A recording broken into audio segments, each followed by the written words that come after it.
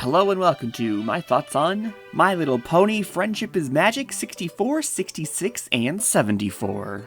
We're back! Wow, Friendship is Magic is back. It's been a long time.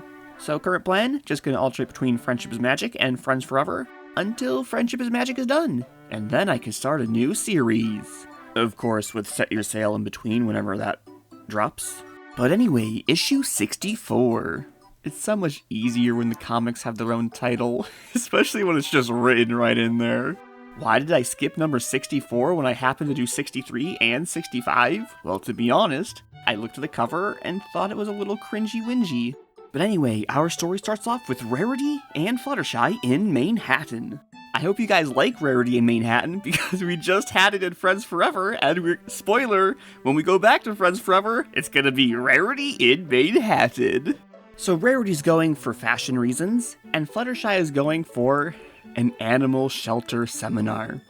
Which, wait a minute, Fluttershy doesn't run an animal shelter. Shelters and sanctuaries are technically different, and I'm pretty sure in the episode Fluttershy even says, "It's something no pony's ever done before," or something like that. But anyway, semantics aside on the difference between a shelter and a sanctuary and a rescue and a park, Fluttershy's gotta file some kind of paperwork with Canterlot. What? I have to file as a non-profit? Poor Fluttershy. But meanwhile, Fluttershy's not the only one stressed out. So Rarity wanted to see what was up with the Manhattan fashion scene. And it's nouveau couleur. I love pronouncing French words. Quick tangent, not about sanctuaries this time, but color. That is just British English color. That's not how you spell color in French, but I'm just pronouncing it like French because nouveau is French, so I don't know why we're going between French and British English. There's gonna be a few more tangents I go off on, but for now, Rarity is pissed because she's already done this style. She doesn't want to do it again. And looking for some inspiration and guidance, she heads to Coco Pommel, who basically just says what Fluttershy says. You know you don't gotta do it, right? And then BAM! Fluttershy bursts through the door. I am so through with this shit. Why is Fluttershy here? How does she know to come here? Rarity said meet at my shop. This is not Rarity for you. This is clearly Coco Pommel's store. Whatever.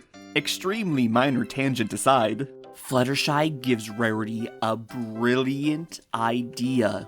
Rarity won't be repeating herself. She will be reimagining herself. And after a quick fashion montage, Rarity's creative-y juices are flowing again. And with that, Rarity is able to give Fluttershy the pep talk she needs. Your sanctuary is one of a kind. Those ponies should be looking to you for new ideas. And then Fluttershy proposes a program to actively seek out ponies and help build new shelter sanctuaries. The end. This was actually a really nice story. I think it's pretty cute how the two storylines converge. Fluttershy, who has just opened her sanctuary, is getting caught up in all the details of how she's doing things wrong, while Rarity is getting a chance to reflect on her past mistakes and correct them. I really like this premise, A+. The opening was also really good. Fluttershy worrying that her animal care facility might not be as good as the other ponies with more experience, which inevitably is her problem, and Rarity, who is looking for the energy in the city to reignite her creativity, only to fall to suicidal tendencies after discovering what the current fashion trends are. I probably shouldn't have phrased it like that, but it gets the point across. And this story just does a really good job focusing on the overall characterization of these two.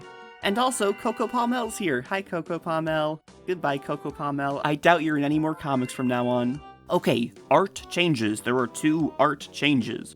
One minor one, I just threw on Rarity's magic in this scene, cause like, how else is she drinking that tea, really? And 2, in this panel, Rarity's all like, tomorrow show them what you've got. And Coco Pommel says goodnight. But the sun is clearly on, so I turned it off.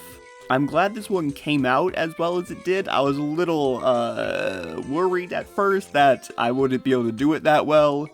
Anyway, on to issue 66, Applewood Follies. God, have I said how amazing it is that these comics just actually have their own titles? Thank you, Friendship is Magic, for being the superior My Little Pony comic series. So, this story starts off at Twilight's castle. But without Twilight, it's just every pony else. Also, no Starlight. I guess she's the only one helping Twilight with school stuff? Or doing literally anything else. It's not like these guys are actually her friends. But man, if only Starlight was around more. And then Rarity busts in and is like, yo, they're turning our friendship journal into a movie. What?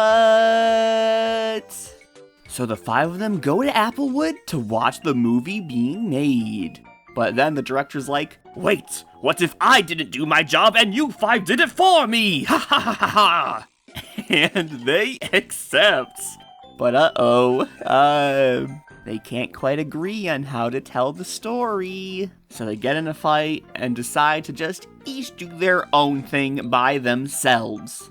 But their own thing by themselves only tells the story from their point of view. Huh, who would have thought? And then by the end of the movie, they kind of just all realize they were assholes to each other and apologize. The end. This comic, not particularly about anything. It's more so just a bunch of fun moments for the sake of fun. And that's okay. I will have to dock some points because the fun doesn't really start until the movie premieres. And honestly, that's probably just because we spend too much time talking to Vladimir Horsehooves. He didn't make an impact, we didn't need like 2 pages like talking with him, But this story can make up some points on Rarity's costume design. Off the top of my head, I can't really think of a comic where Rarity plays dress up 3 times in it. That is one of the most Rarity things to have ever Rarity'd. A+. That's my Rarity. All of the Ponies film sections are great. If I had to pick a least great one, it's probably Applejack's. But honestly, the comment that I attribute to Rarity, isn't this awfully self-serving for a pony of honesty, is pretty funny. And I think my favorite one is Pinkie Pie's just barely eking over Rarity's. I love you, Rarity. I'm sorry I can't pick your movie as my favorite. But Pinkie Pie's is just too good. I really did try to dissect her symbolism. This first bit here makes absolute perfect sense. Ponies, yes we are. Ponies, yes we are not.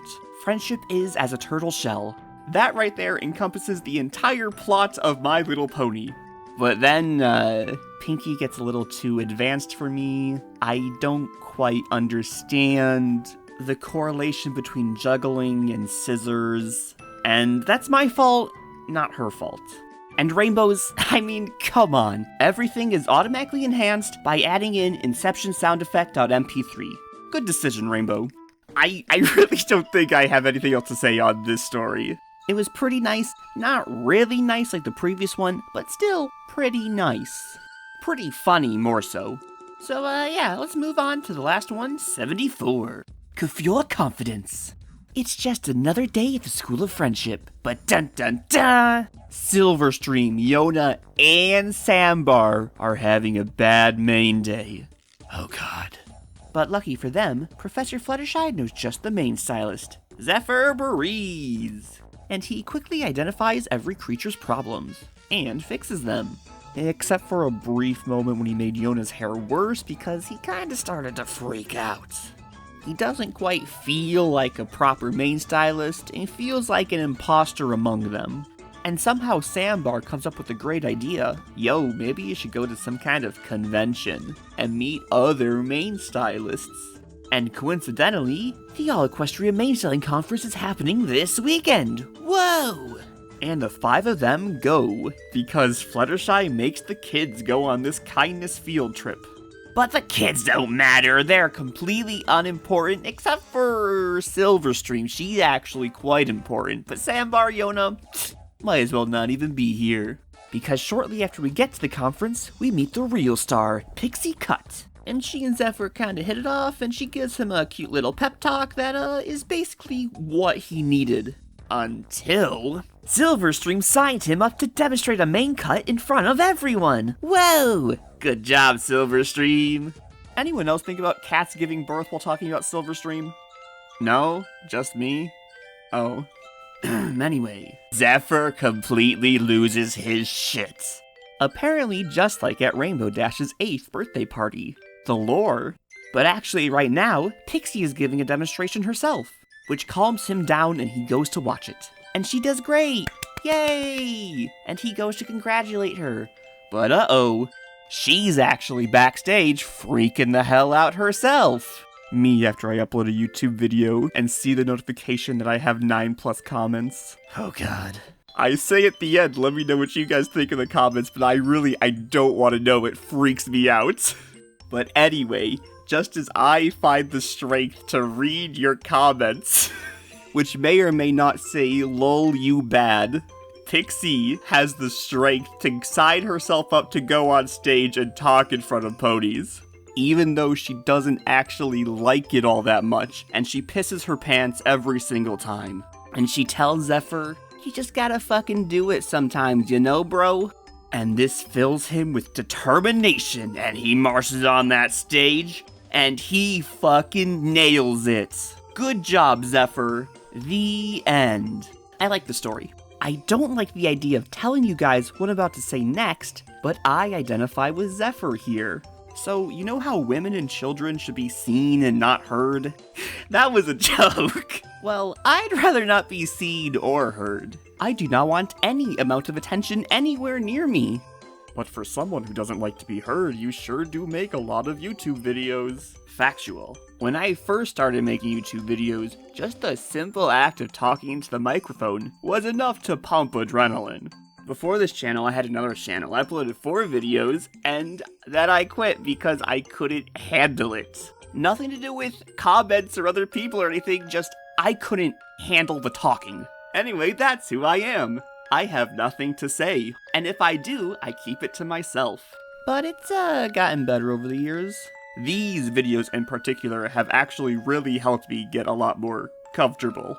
And I don't hate myself all the time while doing it anymore. Wow, it's a miracle. But anyway, I don't want to talk about this more. Fluttershy's interactions with Zephyr Breeze are pretty cute. Pixie's interactions with Zephyr are also pretty cute. This comic is basically just a remix of Flutterbrudder. Is that what the episode's called? I'm pretty sure it is, but it sounds weird to say out loud. The moral of the story is, every pony has times in their lives where their hearts are filled with doubt. Frustration builds up inside and it makes you wanna shout. But if you just take that first step, the next ones will appear. And you find you can walk, then run, then fly into the stratosphere. You know how it is. That's basically what Pixie tells Zephyr at the end of the story. But the extra tidbit that Pixie throws on is, and the only way out is through a long dark tunnel. And you're afraid to go in because there's a train coming at you. All you can do is let it hit you and then try to find your legs. Anyway, I think that is all I have to say about this story. Art changes.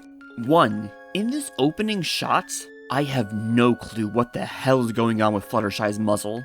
There was clearly some kind of miscommunication between artist and colorist. I just cleaned it up a little. I don't know what was going on with the line work. I think this is, much better. And last, it's not uncommon for, the background lines to, not fully connect. Like here, Sandbar's neck doesn't fully connect down to Fluttershy, or Silverstream's hooves don't connect down to Yona, but particularly Pixie. Her ear just looks a little too thick for me.